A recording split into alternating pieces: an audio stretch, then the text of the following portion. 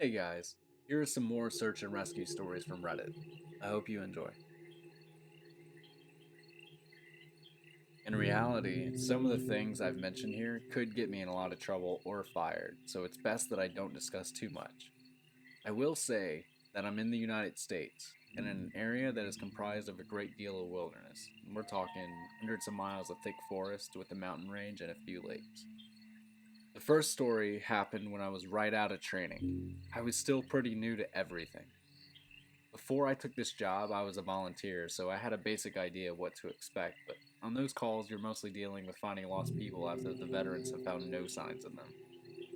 As a search and rescue officer, you go out for all kinds of cases, from animal bites to heart attacks. This case got called in early in the morning from a young couple who were up on one of the trails that goes by the lake. The husband was completely hysterical, and we couldn't really figure out what was going on. We could hear the woman screaming in the background, and he was begging us to come up there right away. When we get there, we see him holding his wife, and she's got something in her arms.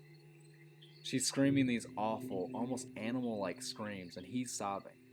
He sees us and he screams at us to help them, to please get an ambulance up there. Now, obviously, we can't just drive an ambulance up the walking path, so we ask him if his wife needs help or if she can walk on her own. He's still hysterical, but he manages to tell us that it's not his wife that needs help. I go over while one of the other veterans tries to calm him down, and I ask the wife what's going on. She's rocking, holding something, and just shrieking over and over. I crouch down and see that whatever she's holding is covering her with blood. That's when I notice a sling on her front, and my heart sinks. I ask her to tell me what's going on, and I sort of pry her arms open gently so I can see what she's holding. It's her baby, obviously dead. His head is caved in on one side, and he's covered in scratches. Now, I've seen dead bodies before, but something about this whole situation hits me hard. I have to take a second to compose myself, and I get up and go get one of the other veterans who's standing by. I tell him that it's a dead kid, and he sort of pats my shoulder and tells me he'll deal with it. It took us over an hour to get this woman to let us see her kid. Every time we try to take him from her, she flips out and tells us that we can't have him, and that he'll be okay if we just leave her alone. But eventually, one of the vets manages to calm her down and she gives us the body. We took it back to the med area, but when the EMTs showed up, they told us that there was never any hope of saving the kid. He died instantly from the trauma to his head. I was good buddies with one of the nurses who met them in the hospital, and she told me later what had happened. Turns out the couple had been walking with the baby in the sling, and they stopped because the kid was fussing. The dad takes the kid and is holding him, looking out over this little gully by the path. The mom comes to stand next to him, but she ends up stepping on a loose patch of soil and she trips. She falls into the dad, who drops the kid, who ends up falling about 20 feet down. The dad climbed down and recovered the kid, but he'd fallen right on his head and was dead by the time we got there. The baby was only about 15 months old. It was a total freak accident, a series of events that coalesced into the worst possible outcome. Probably one of the more awful calls I've been on. I honestly don't know how I'd forgotten this story, but it is by far the scariest thing that has happened to me. I guess maybe I've tried so long to forget about it that it just didn't come to mind right away. As someone who spends literally all their time in the woods, you don't ever want to let yourself get scared of being alone or out in the middle of nowhere. That's why when you have experiences like this, you tend to just forget about them and move on. This is to date the only thing that's ever made me really seriously consider if this job is the right one for me. I don't really like talking about it much, but I'll do my best to remember it. As I recall, this took place right at the end of spring. It was a typical lost child call. A 4-year-old girl had wandered away from her family's campsite and had been missing for about 2 hours. Her parents were completely despondent and told us what most parents do. My kid would never wander away. She's so good about staying close. She's never done anything like this before. We assured the parents that we'll do everything we can to find her, and we spread out in a standard search formation. Luckily, I was partnered with one of my good buddies, and we sort of were casually holding a conversation while we hiked. I know, it sounds callous, but you do sort of become desensitized when you've done this long enough. It becomes the norm, and I think to a certain extent you have to learn to desensitize yourself in order to work this job. We searched for a good about 2 hours, going well beyond where we think she should be. And when we come out of a small valley, when something makes us both stop in unison, we freeze and look at each other, and there's almost a sensation like a plane depressurizing. My ears pop. I have this odd sensation of having dropped about 10 feet. I start to ask my buddy if he felt that, but before I can, we hear the loudest sound I've ever heard in my life. It's almost like a freight train passing directly by us, but it's coming from every direction at once, including above and below us. He screams something to me, but I can't hear him over this deafening roar. Understandably freaked out, we look all around us, trying to find the source of the sound, but neither of us sees anything. Of course, my first thought is a landslide, but we're not near any cliffs, and even if it were, it would have hit us by now. The sound goes on, and we're trying to yell at each other, but even standing close together, we can't hear anything but this sound. Then, as suddenly as it starts, it stops, like someone threw a switch and cut it off. We stand there for a second, perfectly still, and slowly the normal sounds of the woods come back. He asked me what the hell just happened, but I just kind of shrug and we stand there looking at each other for a minute. I get on the radio and ask if anyone else just heard the end of the world, but no one else hears it, even though we're all within shouting distance of each other. My buddy and I just sort of shrug it off and keep going. About an hour later, we all check up on the radios, and no one's found the little girl. Most of the time, we won't search when it gets dark, but because we don't have any kind of lead on her, a few of us decide to keep going, including me and my buddy. We keep close together and we're calling out for her every couple of minutes. At this point, I'm hoping beyond hope that we find her because while I may not like kids, the idea of them being out all alone in the dark is awful. The woods can be intimidating to kids in the daylight. At night, well, it's a whole different beast. And we're not seeing any signs of her getting any responses, and around midnight, we decide to turn around and head back to the rendezvous point. We're about halfway back when my buddy stops and shines his light to the right of us, into a really thick deadfall or group of dead trees. I ask him if he heard a response, but he just tells me to be quiet for a second and listen. I do, and in the distance, I can hear what sounds like a kid crying.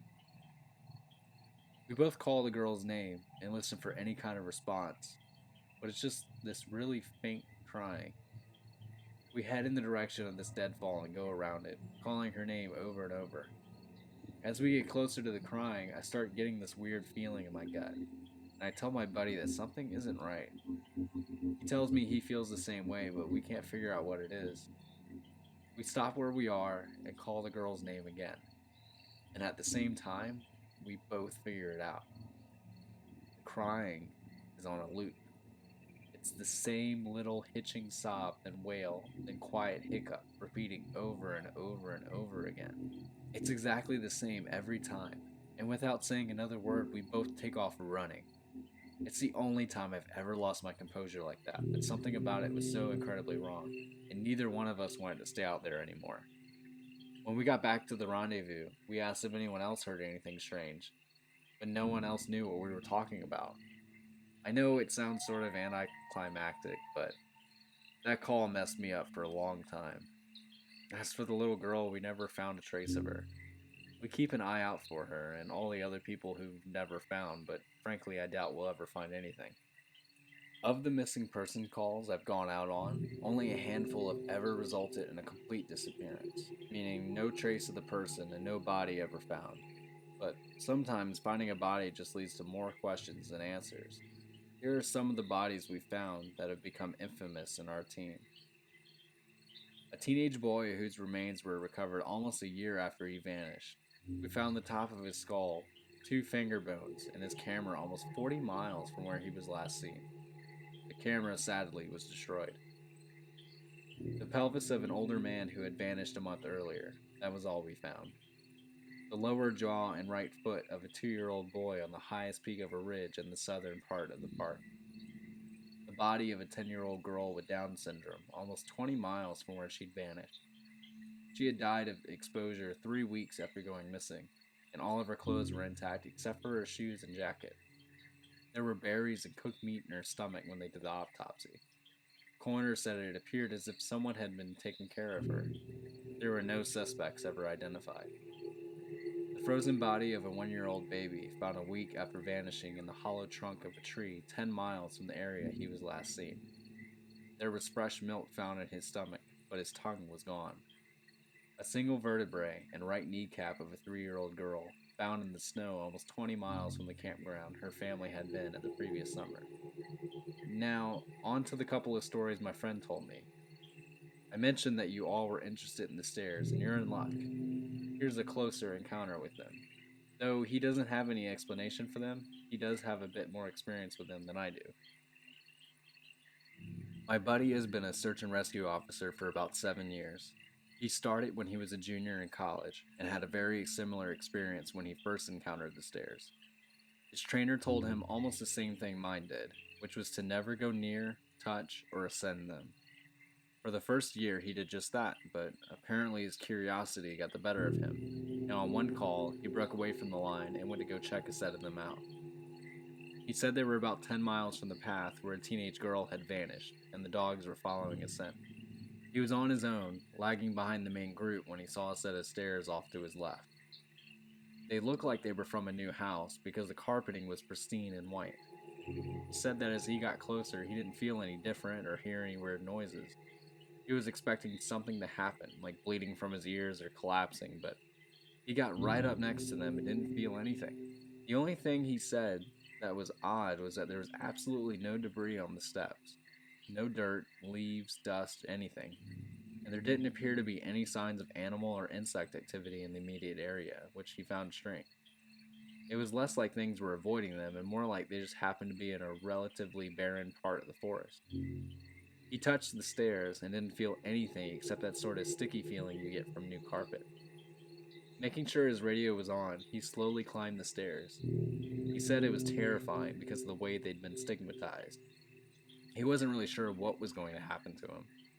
He joked that half of him expected to be teleported to some other dimension, and the other half was watching for a UFO to come swooping down. But he got to the top of the little event, and he stood there looking around.